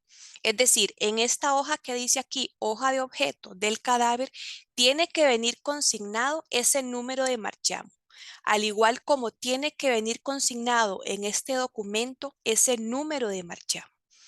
Esa bolsa va a venir rotulada con los datos de la persona fallecida, si está identificada con sus datos correspondientes y si no, como un desconocido masculino o un desconocida femenina o un indeterminado, si es que no es posible valorar el sexo por las condiciones en ese momento. Entonces, todo nos tiene que coincidir. La rotulación que tiene esta bolsa con el número de marchamo, con el resto de papelería. Y eso es un ejemplo de cómo nosotros aplicamos ese procedimiento de inicio a fin, garantizando que estemos haciendo las cosas bien y con calidad. Posteriormente, ¿qué hacemos? El examen externo. Ok, al médico forense, desde la jefatura, se le asignan los casos que tiene que hacer ese día. Se asignan por medio de un rol que va rotando, ¿verdad? Nunca ninguna asignación va a ser a dedo, sino que es por medio de rol. El médico se asigna a ese caso tanto un médico encargado como un técnico de sector encargado, que son los que van a trabajar en pareja. El médico es el que tiene que darle las indicaciones al técnico de cuándo puede hacer la apertura de la bolsa y siempre tiene que estar el médico presente. Nosotros le damos un brazalete al técnico, que es el que se le pone a los cadáveres, que es un brazalete que tiene un código de barras, que es el que va a corroborar por medio de este código de barras que el cadáver que vamos a hacer realmente corresponda a él. Entonces se hace la apertura de la bolsa. Esta bolsa no se va a lavar, la ropa no se va a quitar hasta que el médico dé la indicación. Y es en este momento cuando el médico toma las decisiones de acuerdo a las necesidades que tenga este caso, de acuerdo a las circunstancias que este caso tenga. Y lo más importante, evitar perder algún indicio, como este cadáver que vemos acá. La cantidad de indicios que se le pueden recolectar a él son muchísimas. Por lo tanto, sabemos que no podemos soltar amarras todavía, no podemos desvestir, mucho menos lavar. ¿Por qué? Porque hay que darle, según el procedimiento, un manejo adecuado, por ejemplo, a esas amarras. Tenemos que consignar el número de nudos, cómo está amarrado. Hay que darle un manejo adecuado a esas amarras porque perfectamente pueden tener células epiteliales de la persona que las manipuló. Entonces, una vez que se dibujan, se documenta fotográficamente, las vamos a enviar al laboratorio de ciencias forenses para que hagan un rastreo de células epiteliales. Como nos lo dice ese cadáver, es un cadáver que fue bastante manipulado para amarrarlo, para maniatarlo. Por lo tanto, la posibilidad de elementos transferencia que tenga son muy altos. Entonces, ¿qué recurrimos nosotros antes de iniciar la autopsia? Pensar en qué elementos podemos recolectar. Por ejemplo, ahí estamos pasando la lámpara forense, en el cual podemos recoger todos aquellos elementos como elementos pilosos sueltos, fibras, algún fluido biológico. Recogemos los residuos unguiales antes de lavar, algunos cabellos por tracción, por si hay que hacer alguna comparación. Igualmente, si estamos pensando en algún tipo de asalto o delito sexual, vamos a tomar todos aquellos frotis que conseguiremos necesarios, ¿verdad? Para la identificación de ADN en algún tipo de fluido, ¿verdad? Entiéndase saliva, entiéndase semen, para ponerles algún ejemplo. Una vez que nosotros ya recolectamos todos los elementos de transferencia, ¿verdad? Según todo este manual de servicios forenses que tenemos, este manual de servicios forenses nos lo da a nosotros el Laboratorio de Ciencias Forenses, que también pertenece al OIJ, que es un laboratorio acreditado donde cuenta con una serie de insumos o de servicios más bien que nosotros podemos utilizar. Para ponerles un caso, o volviendo a esta misma fotografía, ahí tenemos amarras para elementos de transferencia. Tenemos todo un rastreo o un levantamiento de trazas en ropas y en piel. Entiéndase residuos, residuos de elementos pilosos, residuos de fibras, podemos recolectar saliva. Vea que tiene un paño alrededor de su cara. Perfectamente ahí puede también tener residuos. Entonces, una vez, vean que sus manos vienen protegidas también para proteger sus uñas por si hubo algún tipo de transferencia o forcejeo. Una vez que nosotros hacemos todo eso, procedemos a desvestir a los cadáveres. Ok, los cadáveres en el contexto de heridas por proyectil de arma de fuego son muy importantes porque nos pueden dar muchísimos insumos, ¿verdad? Principalmente en aquellos casos para determinar la distancia de disparo.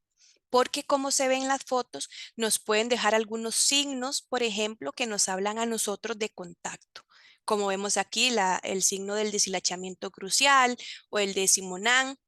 Son varios signos que nos pueden orientar a nosotros para decir desde el punto de vista macroscópico y por medio de signos una posible distancia de disparo. ¿Y por qué digo una posible distancia de disparo? Porque el diagnóstico microscópico de la pólvora, es decir, ver por un microscopio la distancia de disparo, la va a hacer el Laboratorio de Ciencias Forenses por medio de su unidad de pericias o de pólvora, de explosivos. Entonces nosotros dibujamos esto, lo consignamos en nuestros dictámenes y lo enviamos al Laboratorio de Ciencias Forenses, donde ellos también van a emitir un dictamen con los hallazgos que tienen esas ropas. Cualquier indicio que nosotros recolectemos a nivel de nuestra morgue judicial tiene una forma de embalarse, digamos, efectiva o correcta. ¿Verdad? El procedimiento es claro en cómo se hace este trabajo, cómo se debe de embalar. ¿Y para qué es que hay que tener una forma correcta de embalaje? Para no perder evidencia.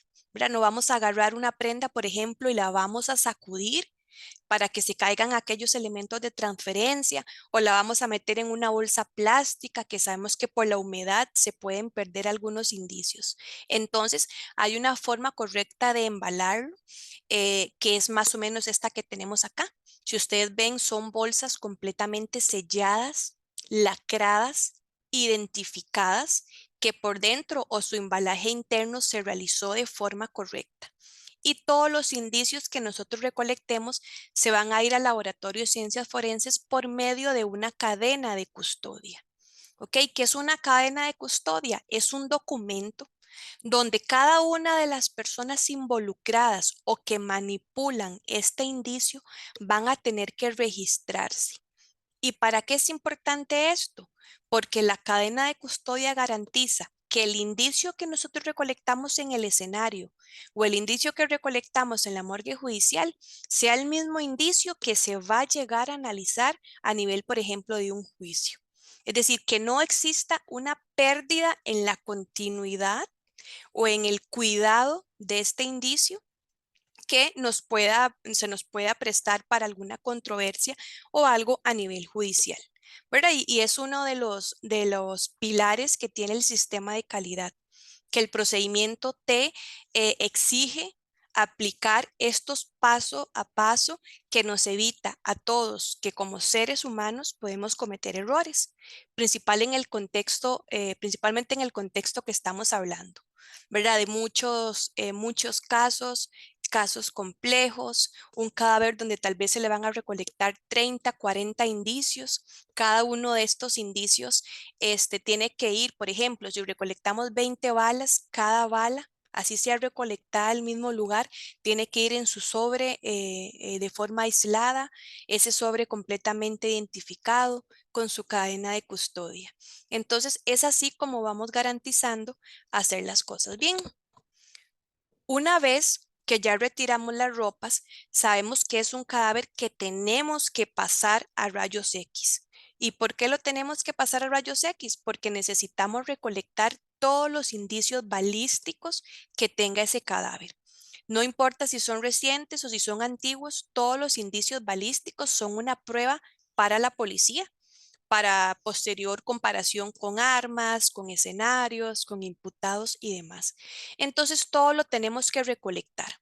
Para eso hacemos radiografías, que obviamente es una técnica que nos ayuda muchísimo, mas sin embargo es un poco complicado. ¿Por qué? Porque al cadáver se le toman rayos X en su posición anatómica y muchas veces los indicios balísticos se desplazan o no se ven por algún motivo, pero eso lo complementamos por medio del examen interno. Entonces, todos estos cadáveres van a pasar a rayos X para documentar cada uno de estos indicios balísticos, porque recordemos que, por decirlo de alguna forma coloquial o sencilla, a nosotros todo nos tiene que empatar. Es decir, si tenemos 10 entradas, tenemos que tener 10 salidas. O si tenemos 10 entradas y solo 5 salidas, estrictamente tener 5 balas adentro. Todo nos tiene que empatar, o si no, por medio del cadáver poder decir por qué no nos está empatando. Por ejemplo, que en una misma salida el orificio sea tan grande que perfectamente 2 indicios balísticos pudieron haber salido por ahí. Pero eso, la única forma de decirlo es por medio de la autopsia médico legal.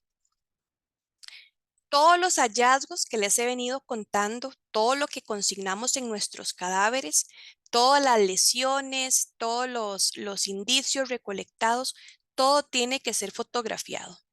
Todos los orificios de entrada, los orificios de salida, todos aquellos signos que nos orienten a la distancia de ese disparo y aquellos hallazgos importantes. Vean que todas las fotografías se hacen por medio de un patrón métrico y siempre van a ser tomadas por un especialista en fotografía. Por supuesto que son muchísima la cantidad de fotografías, ¿verdad? Pensemos en un homicidio con 150 impactos. Solo de entrada, por ejemplo, la cantidad de fotografías que pueden salir de este cadáver. Es una tarea bastante complicada que actualmente solo la tiene una persona, un fotógrafo en la morgue judicial, bueno, que trabaja con otro en conjunto según horario, pero es un trabajo bastante complicado. ¿Por qué? Porque las fotos tienen que ser bien tomadas, ¿verdad? No pueden ser desenfocadas, sin patrón métrico, tienen que llevar un orden establecido.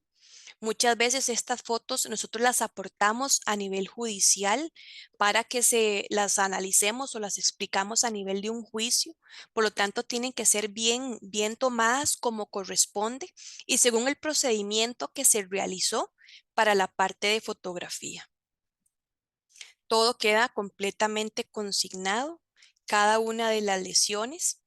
Y esto es lo que les estaba hablando, ¿verdad? Yo les puedo contar desde mi experiencia hace 15 años lo normal era recibir un cadáver con 5, 7 impactos. Y aquí nada más de este cadáver les estoy enseñando un área. ¿Ok? Acá tenemos un resto de cadáver donde la cantidad de impactos es similar, tiene más de 100 impactos. Entonces, en algunas ocasiones son tantos impactos en una misma área que hemos empezado o hemos tenido que trabajar por áreas los cadáveres. Por ejemplo, cavidad abdominal con 150 impactos, ¿verdad? Sin poder detallar uno a uno. ¿Por qué? Porque cada una de estas entradas va a tener un trayecto, va a tener un orificio de salida o una bala que se recupera. Entonces hay que ir una a una y por eso es que estos casos se hacen tan complejos. Además de eso, se están utilizando armas de mucha velocidad y que disparan muy rápido, un proyectil tras otro. Por lo tanto, muchos proyectiles quedan agrupados y eso nos complica los trayectos. Muchas veces es imposible decir cuál con exactitud es la salida de cuál entrada. Entonces nos genera bastante trabajo, bastante análisis a nivel de la morgue judicial de cada uno de estos orificios. Y por supuesto que a la policía necesita saber, por ejemplo, así tenga 150 impactos, cuáles fueron los que realmente le produjeron la muerte, si es posible decirlo. Como vemos ahí, ¿verdad? Otros signos también los tomamos, aquellos que nos hablan de distancia, ¿verdad? Todos esos son los signos que vemos nosotros a nivel de piel y a nivel de hueso que nos hablan de un estallamiento, de un tatuaje, de una boca de pupe, es decir, diferentes signos que nos dicen a nosotros estamos detrás de cierta distancia de disparo.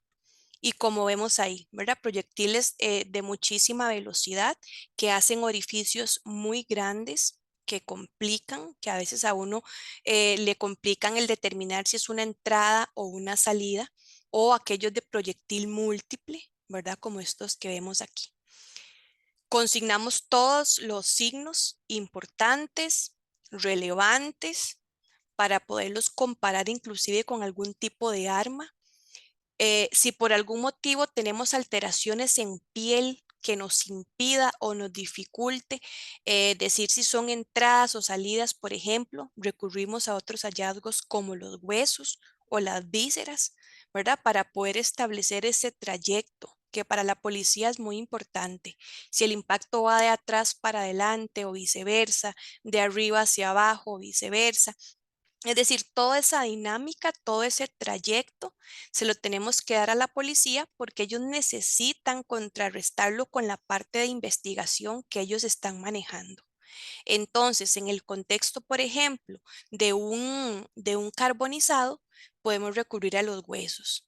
O que por algún motivo en esa parte del cuerpo no tenga piel, ya sea por antropofagia cadavérica o por descomposición, recurrimos a algunas vísceras también, ¿verdad? Aquellos casos que no nos coincide el trayecto de una bala. ¿Por qué? Bueno, porque hubo migración en un vaso sanguíneo. Y así vamos consignando todos aquellos hallazgos, como les decía, en vísceras. Tal vez no tenía la parte de la piel en esta parte del tórax para poder ver si ahí tenía un impacto de entrada. Bueno, el pulmón me está diciendo que efectivamente ahí era una entrada, o el cráneo también. Entonces, tomamos el recurso de todo, ¿verdad? La autopsia médico-legal es completa y es más frecuente, ¿verdad? Que ahora tengamos que recurrir a otras pericias, a odontología, antropología, a repetir radiografías, a valernos de insumos de vísceras, de huesos y demás, por lo complicados que están llegando estos cadáveres, que en promedio se dice que la autopsia médico-legal dura 4 horas. Bueno, en el contexto de estos casos ya estamos muy lejos de durar esa cantidad de horas y estamos durando muchísimo. Todas nuestras lesiones, entiéndase en orificios de entrada, orificios de salida, tienen que ser consignados en diagramas como los que tenemos ahí. ¿Verdad? Nosotros ahí hacemos anotaciones que son las que nos van a orientar después para ir a hacer nuestro dictamen médico legal. Nosotros utilizamos en estos diagramas un patrón de colores, con lápices de color, un patrón de colores establecido en el procedimiento para no es tener que estar dibujando o más bien apuntando todo, sino que por medio de colores nosotros identificamos qué es lo que estamos anotando ahí. También tenemos que anotar ahí todos los hallazgos, todas aquellas lesiones que vamos viendo en ese trayecto, porque tenemos que decir paso a paso por dónde atravesó el proyectil, desde su entrada hacia su salida o hasta dónde se recuperó ese proyectil. Tenemos que consignarlo como parte del trayecto e irlo anotando ahí. Esto que les decía es el examen externo, ¿verdad? Que es el examen externo donde recolectamos indicios y donde documentamos todas las lesiones, ¿verdad? No está de más decirles que nosotros también tenemos que hacer una descripción de todos los hallazgos de ese cadáver. Para ponerles un ejemplo, desde el color de los ojos hasta cómo tiene el tórax, cómo tiene el abdomen, si tiene cicatrices, peso, talla, es decir, todo el examen externo general hay que hacerlo, ¿verdad? De la mano con el examen externo, pero que ya me involucre las lesiones. Una vez que terminamos con este examen externo, que sabemos que ya todo lo dibujamos, ya todo lo anotamos, ya todo lo fotografiamos, es muy importante, y que ya todos los indicios los recolectamos, procedemos al examen interno, que para eso nosotros, lo hacemos de la mano con el técnico, aplicamos la técnica de Rokitansky, que corresponde a una disección in situ, o sea, a ver las vísceras siempre que estén dentro del cadáver para posteriormente hacerles ya lo que es la disección en una tabla o en una mesa de autopsias. Recordar que las autopsias médico-legales, digamos, a propósito de este caso, lo importante es documentar lesiones y demás. Las autopsias son completas. Cada uno de los órganos se examina, no solo para ver lesiones, sino para ver también alteraciones. De hecho, muchas veces salen con diagnósticos que tal vez no tenían, cardiopatías, algún cáncer o algo, para ponerles un ejemplo, porque la autopsia médico-legal siempre va a ser completa, ¿verdad? Para ponerles un ejemplo, en aquel polivaliado analizamos desde su tiroides hasta su próstata. Es decir, todas las vísceras, todas se muestrean, todas se pesan, todas se describen, y cada una de las vísceras se le va a tomar una muestra, cuya muestra la vamos a guardar nosotros por cierta cantidad de años, por si eventualmente nos hacen alguna ampliación o necesitan algo más. Lo dejamos como prueba, y cuando iniciamos este examen interno, tomamos una serie de muestras también que ya son de rutina. ¿Qué muestras son de rutina? El ADN, que nos va a servir para identificarlo, ya sea sangre, hueso o dientes. Vamos a tomar muestras de toxicología, si el caso lo permite, ¿verdad? No vamos a tomar toxicología, por ejemplo, en un cadáver que tiene muchísimos días hospitalizado. Aquellos casos recientes le vamos a tomar toxicología por medio del humor vítreo y de sangres periféricas. Y vamos a tomar algunas muestras según sea el caso.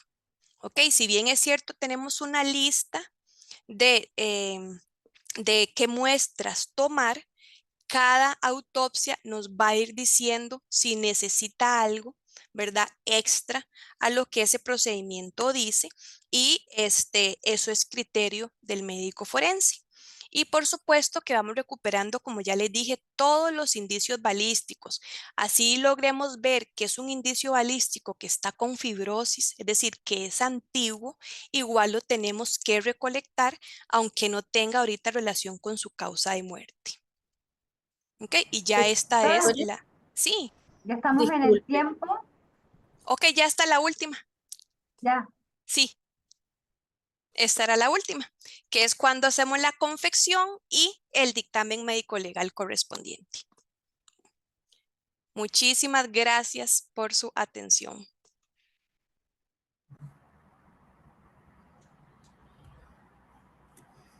Muchísimas gracias a usted, doctora Quiroz, por compartir hoy con nosotros.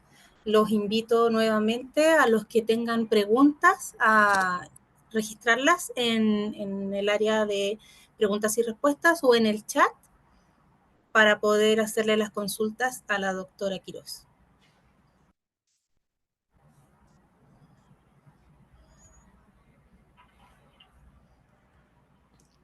No veo preguntas.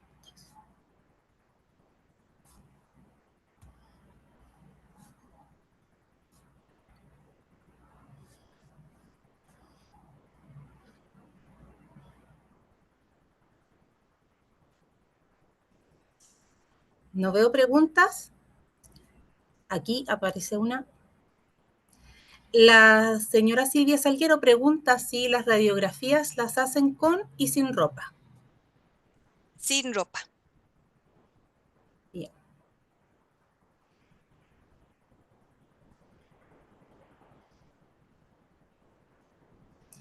La doctora Karime Ananías pregunta ¿cuánto tiempo es el promedio que se demora en realizar una autopsia completa? En promedio, ¿verdad? Y lo que dice la literatura y demás son 4 horas, que obviamente en algunos casos un poco más sencillos, menos complejos, podríamos estar dentro de ese rango, ¿verdad? U otros casos diferentes al homicidio. Por ejemplo, una asfixia por sumersión, uno sabe que son 2 horas lo que tarda aproximadamente.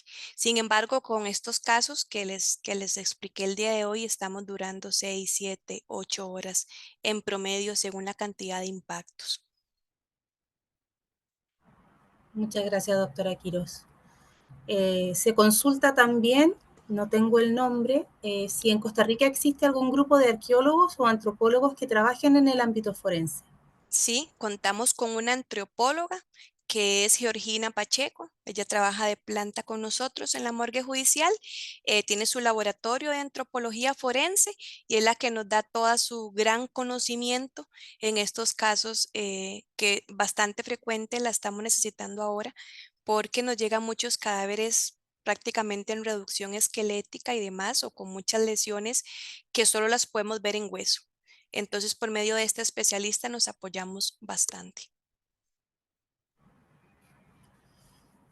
Muchas gracias, doctora. Dice acá Lisette, ¿el fenómeno cola de cometa se puede observar en otro tipo de muerte o solo por herida de bala? Es secundario, digamos, a un tipo de proyectil, por lo menos los que hemos tenido acá, ¿verdad? Han sido pocos casos. Eso es un artículo reciente que publicó una compañera.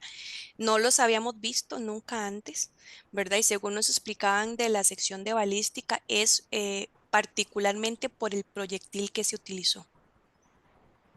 Muchísimas gracias. Bueno, de parte de todos los asistentes se agradece la presentación, muy clara y muy completa, doctora. Con muchísimo Y gusto. queremos agradecerle a nuestros panelistas, la doctora Bustos y la doctora Quirós, y también a todos por estar aquí hoy. Ha sido una jornada muy provechosa y les dejamos la invitación extendida para participar en las siguientes jornadas de nuestro congreso. Mañana continuaremos con la sala de genética forense y bioquímica y la sala de derechos humanos. Y les pido por favor recordar completar el formulario de asistencia. Toda la información la pueden ver en nuestra página web de isi.sml.gov.cl. Muchísimas gracias y que tengan muy buena tarde.